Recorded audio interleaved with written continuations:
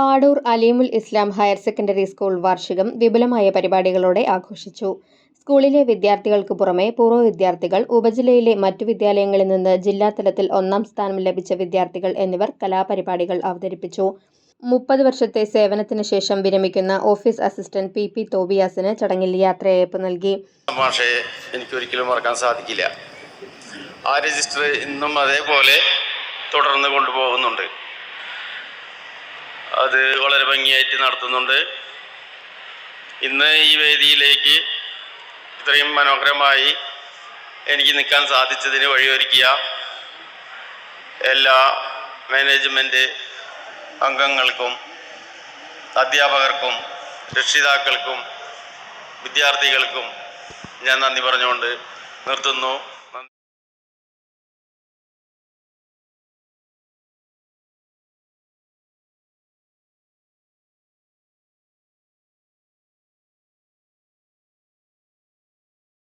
പാഠപുസ്തകവും അതുപോലെ അവരുടെ കൈത്തറി യൂണിഫോം മുഖ്യമന്ത്രി ഉദ്ഘാടനം ചെയ്തപ്പോൾ ജനങ്ങൾക്ക് ഇരിക്കപ്പെടുകയില്ല.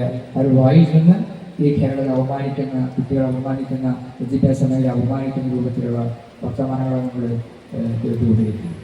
പണ്ട് ഉണ്ടായിരുന്ന കുട്ടികൾക്ക് കേരള വിദ്യാഭ്യാസ രംഗം വലിയ മാറ്റങ്ങൾക്ക് വിധേയമായിരിക്കുക. അതിൻ്റെ ഗുണം കാണാം. പല സ്കൂളുകളും കുട്ടികളുടെ എണ്ണം കൂടി 10 ലക്ഷത്തോളം വരുന്ന കുട്ടികൾ ഈ 10 വർഷം കൊണ്ട് പുതുതായി പുതിയ വിദ്യാഭ്യാസ മേഖലയിലേക്ക് തിരിച്ചു വന്നു.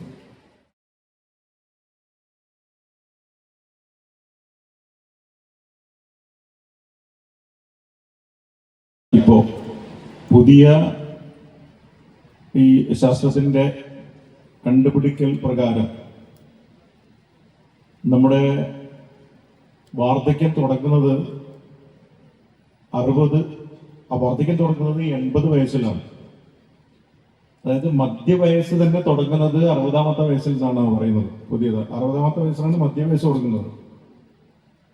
അപ്പൊ ഇങ്ങനെ നമുക്ക് ഈ പറയുന്ന പോലെ പുതിയ ഒരുപാട് school manager MC Ahammed Haji, director Fathima Ahammed, Venkitangu gramapanchayat president Gracy Jacob, vice president MK Habeeb, doctor DJ Satheesh, Chavakkad വിദ്യാഭ്യാസ ജില്ലാ ഓഫീസർ T രാധ, മുല്ലശ്ശേരി ഉപജില്ലാ വിദ്യാഭ്യാസ officer Sheeba Chacko, PTA president RH Haris എന്നിവർ ഉപഹാരങ്ങൾ നൽകി.